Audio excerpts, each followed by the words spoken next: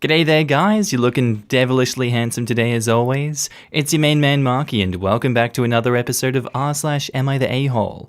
Now if you love today's bloody good content, I want you to sit back, relax, chuck a prawn on the barbie, smash that like button, comment what you think of it down below, and have a good day. Thank you. Posted by user Aggravating Ear 9951. Titled, Am I the a-hole for not getting rid of my cat because my parents' new baby is allergic? I'm not going to get into it because it's a long story, but I only just started living with my parents in 2019 when I was 15. Before I moved in with my parents, I got a kitten because my foster parents thought that it would calm me down to have something to care for. I bonded quickly, and she helped me a lot with adjusting. So my parents helped me get the papers for her to be an emotional support animal and move in with me. Caring for my cat and having the routine of her care helps more than anything. My parents have had a baby since I've moved in, and they've just found out that the baby is allergic to cats, and not just a little bit. So now they want me to rehome or even take my cat to the shelter because she's a risk to the baby. I can't get rid of my cat. I hate to say this, but she's my baby, and I love her more than anyone. She has calmed me down from more panic attacks than I can count. I can't sleep without her next to me. She helps give me the confidence to deal with my new life. I can't just throw her away because now she's inconvenient. I can't picture a life without her. I make sure to only keep her in my room and don't let her into common areas, but it's not enough, and the baby is almost always sick. My therapist is involved and has said that they shouldn't be forcing me to give up my cat because it would be very bad for me. So they said it's my choice, but they tell me that it's my fault for keeping the cat and that I'm being selfish for wanting to keep the baby sick. Am I the a-hole? OP has offered the following explanation for why they think they might be the a-hole. The baby is less than a year old and can't take allergy medicine yet, if it would even work. So living with a cat means chronic illness. I'm going to take the easy way out and say no a-holes here because it's going to destroy you for losing your coping mechanism, and your therapist knows you better than we do, so perhaps their advice is better than my own speculation. But if it were truly a choice of life and death in this situation, 10 out of 10 times the cat has to go. The baby's life is more valuable than the cat's in my opinion, and subjecting the baby to chronic illness is cruel in and of itself. I could definitely jump on the you're the a-hole bandwagon going on, but this situation just sucks all around. It's not fair to have your coping mechanism taken away, and you have nowhere else to go unfortunately. So I'm just going to keep it at no a-holes here. Now in the comments, Glaxon Flux says, your Autobot reason that you might be the a-hole should have been in the original post. Unfortunately, it's going to be easier and safer for you to find another coping mechanism. There has to be another pet that you can get or another option than it is for the baby to avoid an allergen that lives in the same house. Not only does living with their allergen cause them to be constantly sick with no medication to lessen the symptoms, the constant allergy attacks will mess with their immune system and possibly allow other illnesses in. It is very selfish to continue something that is physically hurting a defenseless child. You're the a-hole. And edit, I'm astonished at the amount of responses saying OP should rehome the baby or rehome the parents. I get that the Reddit hive mind believes the words, "it helps my mental health," are a magic get-out-of-jail-free card, but things aren't always that black and white.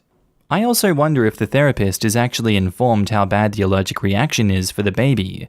I find it hard to believe a medical professional would tell the parents to continue to put the health of a baby in danger just so OP can keep a cat. You're calling OP an a-hole? Her parents abandoned her for 15 years of her life, and now they're making her get rid of the one thing that made life bearable for her? You know what? She should move out and get rid of her parents. Seeing that OP is 17, by now that would be better for her. OP, you are not the a-hole. At this point, it doesn't matter what anyone did or didn't do. What matters is that there is a baby here that has no blame in the conflict and cannot advocate for itself, and it's too young to take allergy medication. Allergies can just be a case of the sniffles for adults, but babies are fragile. Baby produces snot from allergies. Baby aspirates snot. Baby develops pneumonia and dies. That can happen scary fast with a baby, and the baby can't tell you it's having trouble breathing. Or perhaps, almost as bad, the baby can develop lifelong lung problems due to these kinds of early childhood issues. I'm sure in 20 years the baby would thank OP for choosing the cat over the baby's lifetime of chronic lung infections and breathing problems. So yeah, OP needs to either move out with the cat or they need to rehome the cat. I'm normally completely against rehoming animals to suit others, but this is, without exaggeration, a potentially life or death situation. I'm confused.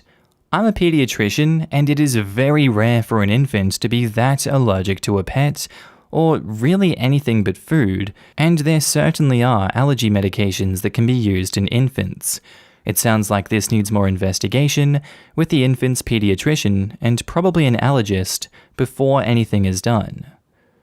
I'm not a doctor, but there are lots of allergies in my family, and I thought the exact same thing. I honestly don't think the baby has an allergy. I think OP's parents, considering OP was just taken away from them and she just now at 16 went back to live with them, are doing something neglectful or lazy that's causing the allergy-like symptoms. It could be the formula they're giving the baby making their stomach upset, or even the laundry detergent being too strong for the baby's skin. I also kinda doubt they've talked to their pediatrician about this, because like you said, there absolutely are allergy meds for infants, and there are also medicated products that you can use to significantly reduce cat dander. I think OP's parents just don't care about OP and want the cat gone. So I guess I ask you guys listening, what do you think of this one? What do you think's going on, and is OP the a-hole for wanting to keep the cat? Our next story is by user AdventurousUse2612. Titled, Am I the a-hole for changing my son's school so he wouldn't have to shoulder the weight of helping his stepbrother? So my ex, 40 male, and I, 31 female, have a son who is 11. My ex cheated on me with his current wife 3 years ago. Ex's wife has a son Daniel, who is the same age as my son. The first 2 years were rough. Daniel's home was ripped apart too, and lashed out at my son because of it. He bullied him for a solid 2 years.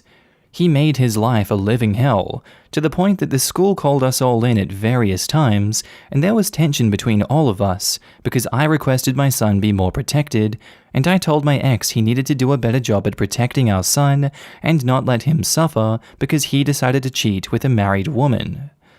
My ex took me to court then because I requested at one of these meetings that my son and Daniel be separated in school, and my ex wanted to sever my education decision abilities because he said I was using the cheating to get what I wanted, and to create more distance between the new brothers. The judge did not like hearing what he did, but it was my ex's actions he didn't like. From defending having them in the same class despite the bullying being to the level it was, to saying I shouldn't get a say in the decision, to admitting he left his wife to attend meetings on his behalf at times, and then digging his heels in with the judge. In the end, the judge gave me full educational decision-making, where I only need to notify my ex of any change. After the whole bullying ordeal was over, they decided my son needed to help Daniel with schoolwork because Daniel was struggling in school. This included in and out of school and taking up lunchtime if Daniel needed it. My son hated it. His relationship with Daniel has not gotten better because of the bullying, and back in May he told me that he wanted to change schools. I weighed the options, and after talking to my ex about the pressure he put on our son despite everything that had happened, and him saying that they were brothers and our son would grow to appreciate being forced eventually, I decided to respect what my son wanted, and I moved him from that school to another one in the district, which was possible because of my address and slight changes in zoning in the last 2 years. Ex expressed unhappiness with it, but that was when I told him. And then our son didn't need to help Daniel as much. until after Christmas when both boys were doing school virtually, and they asked our son to help Daniel. And one time, in an exchange with his dad about it, our son said that he thought moving schools would stop him being forced to help Daniel. My ex went nuts and raged at me for moving him to stop him helping Daniel when Daniel is an innocent kid who doesn't deserve that. I told him our son was innocent too, and shouldn't have the pressure of 2 lots of homework and work on him, and they need to get Daniel an actual tutor since he's struggling so bad. He called me an a-hole and said that it was spite for his cheating and punishing a child. I see it as more doing what's best for my child, which is my priority. Do you think my ex is right? Am I the a-hole?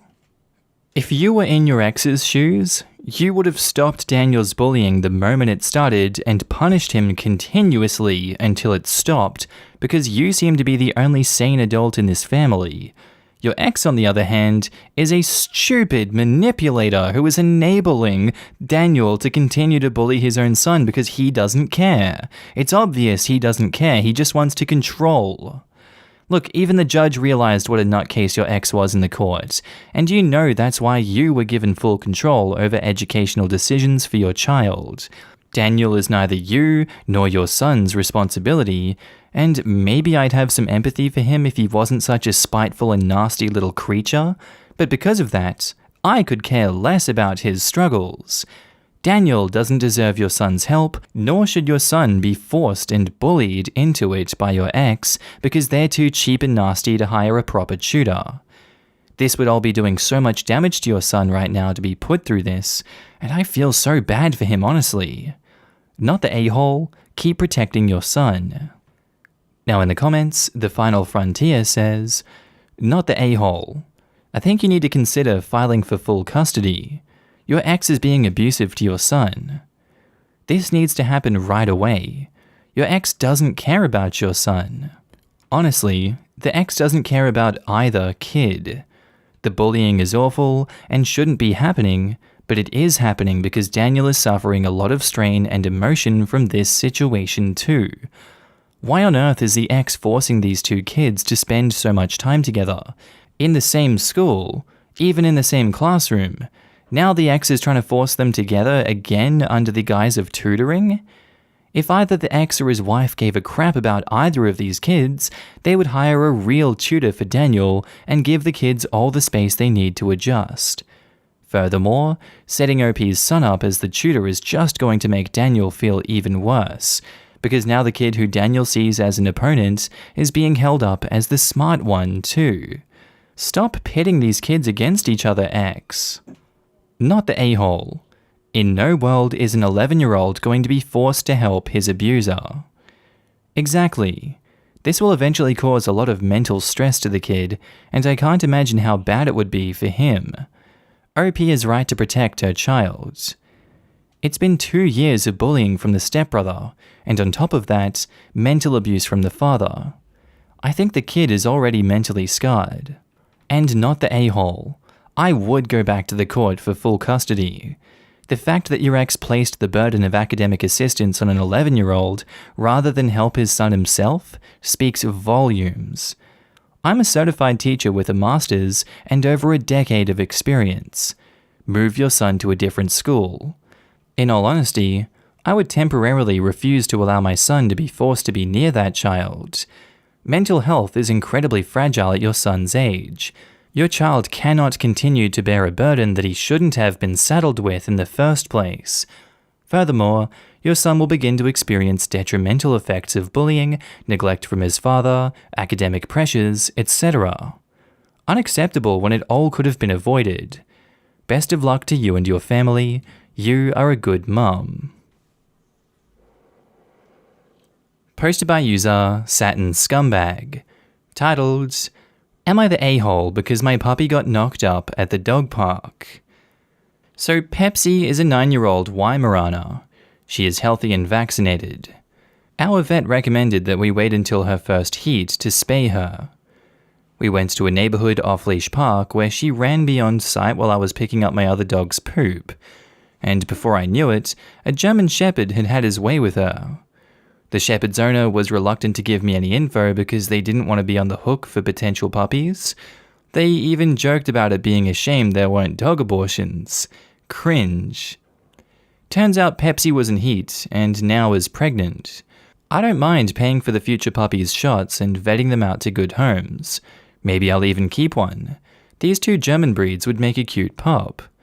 Time to get her fixed too. Duh. The owner of the shepherd is claiming they have breeding papers and other nonsense-sounding paperwork to say the puppies are 100% theirs based on the pure bloodline of the shepherd. After respectfully trying to arrange a 50-50 agreement from the sale of the puppies, the conversation turned offensive, with me being accused of being irresponsible for bringing an unfixed dog to the off-leash, when she's never had any issues with recall or behavior, and she's never showed any signs of being in heat. It's not like I brought her there to get her pregnant, but now they're questioning my character, and I avoid the dog park that I always go to because I don't want another run-in. Am I the a-hole? OP has offered the following explanation for why they think they might be the a-hole. Knowing how close she was to potentially being in heat, I perhaps should have kept her on a leash or been more vigilant in watching her while dealing with my other dog, especially knowing there are unfixed male dogs out and about, like the shepherd. So this is going to get beat like a dead horse in the comments, but OP, you are just as much at fault as this other owner is. Both of these dogs weren't fixed, yet you brought them to the parks anyway. Yes, your dog is slightly less at fault for being under 1 year old, but even then, this still happened, and you fall into the a-hole category as a result. Everyone sucks here. Now in the comments, Fickle Ostrich says, everyone sucks here. They brought their intact male to an off-leash dog park too. It takes 2 unfixed dogs to make puppies. Be more responsible with your dogs, but they should too. It's like they know they wouldn't ultimately have to deal with any actual costs, but might still be able to pressure others into giving them money if they sell the puppies. If OP does end up splitting money with these people, they need to insist that they are then reimbursed for any and all vet bills and pregnancy/puppy rearing associated costs. Then, they will split what's left with the German Shepherd's owners. Normally, an intentional breeding involves stud fees for the male, and then the male's owners don't get any of the money from the sales for the puppies. Or, they sign a contract stating that the female's owners get reimbursed for vet fees and associated costs, and then they split what's left 50-50. Since in this case there is no formal agreement and no contract, the shepherd's owners are entitled to absolutely nothing. Anyway, moving on from that post, our next post is by user No Pink Thanks, titled, Am I the a-hole for refusing to have a pink bedroom again? Hi guys, I am 15 female, my dad is 31 male, stepmom Anna is 29 female, stepsister Zoe is 8 female. We are in the UK. I was born when my parents were just 16, and my egg donor did a runner before I turned 1. I don't know her now. Dad, well, he did the best he could as a young single father, but we've lived in a small 2-bed flat and not had much money for as long as I can remember. So Dad and Anna married 2 years ago, but stayed living in separate homes as Anna was a carer for her disabled mum. Pre-pandemic, I was out of the house a lot and never really cared much about my room, which had childish pink walls with hearts on. During the first lockdown, I became quite down and unhappy, and eventually decided to overhaul my room completely to feel more like me, and spent some of my savings on paint and new sheets and stuff. I put grey on 3 walls and did a geometric design in shades of blue on the 4th. It's a lot more grown up, and I felt a lot more comfortable spending all my time in my new space. Sadly, Anna's mum passed away mid-January. At the end of February, Anna and Zoe moved into our tiny flat, and I had to share my room with Zoe. I didn't complain about it, about half my small space now being toys, about suddenly becoming a full-time big sister. We had to swap my bed for bunk beds, and because Zoe is afraid of heights, I had to take the top bunk. I haven't even complained that I can no longer sit upright on my bed. We are going to move into a 3-bed at some point, but until then, this is the situation. I'm not happy, but I accept it. But Zoe isn't happy and is too young and immature, as she's 8, like I get it, to accept it. Zoe cries for her old room back. Anna wants to paint my beautiful new room back to the pink that I used my own money to cover up, and I'm refusing to let her. Dad says he'll pay to paint my room the same in the new house when we move. I say they can paint Zoe's room in the new house too. Anna is saying that I'm being childish and nagging at Dad to make me change my mind. But Dad is stuck between us and privately says that he gets it, that I've had to put up with so much but won't stand up to Anna on my behalf. I've offered compromises like they can paint if I can take the bottom bunk and put curtains around it so I'm not surrounded by effing pink again, or leave it as it is and put pink curtains around Zoe's bunk so she's surrounded by pink. Both ideas got shot down as me being stubborn for the sake of it. I think I've latched onto my walls as the last bit of control that I have, and I don't think it's fair at all to force me to give every bit of my home up for Zoe. They didn't actually have to move in yet, and could have waited until we had the bigger house to merge our families. Basically, I think Anna is being an a-hole for having zero consideration for the fact that she and Zoe have invaded my life, home, and room, and that I've put up with all of it except for this. All my friends are on my side, but I know they're biased.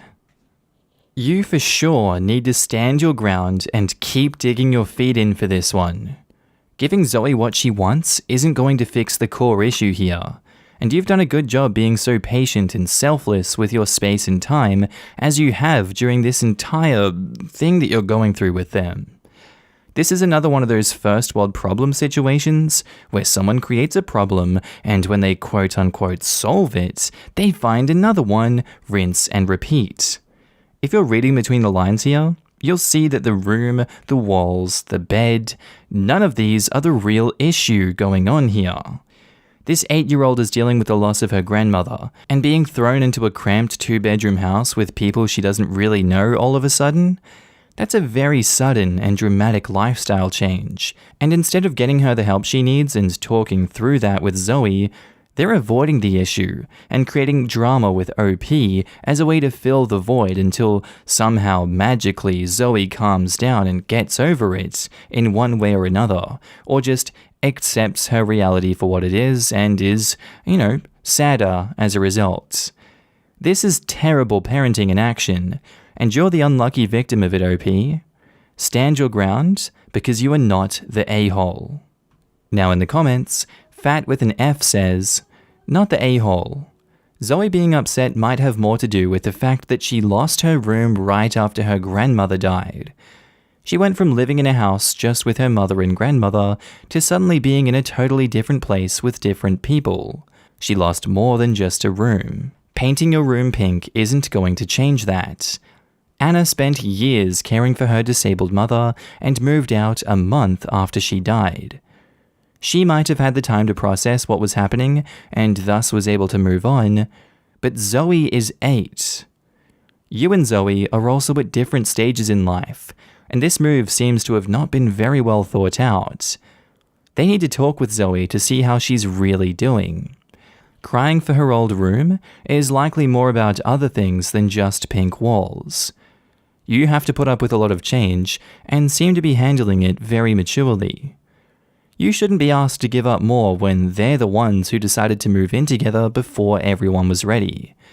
Hang in there, talk to your father about your concern for Zoe, remind him you are 15 and have given up your privacy, safety. You are going to hurt yourself if you get startled and sit up in the middle of the night, and some sanity for her.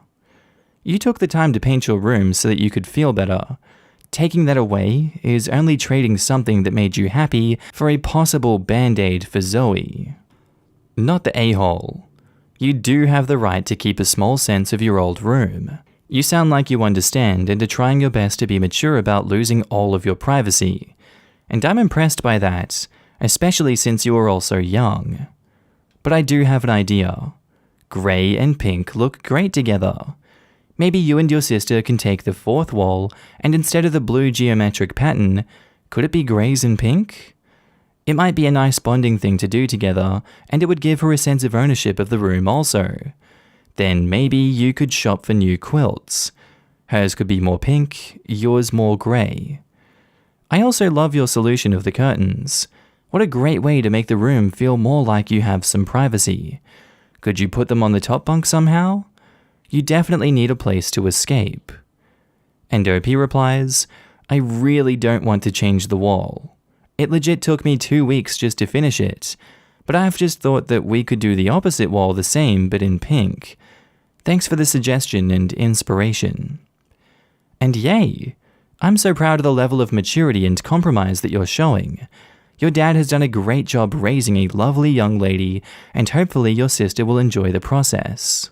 And Timely Froyo 1384 says, not the a-hole. Why would they paint a room anything if they're moving soon?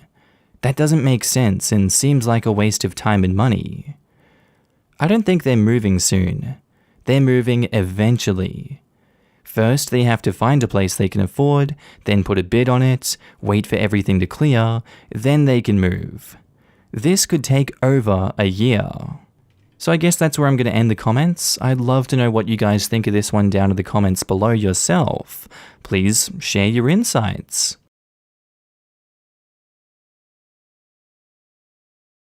Alright guys, I think that's where I'm going to end today's video. If you need a good laugh, please do check out my second channel, Markee 2, links down in the description below, or it's going to appear somewhere on the screen here at the end, little bubble with my face on it. As always, a big shout out to my Patreon and channel members. Your faces are surrounding me right now, and I love to have you guys with me, and down in the comment sections of each and every video, and just knowing that you're always there to support me. It's a humbling and lovely feeling.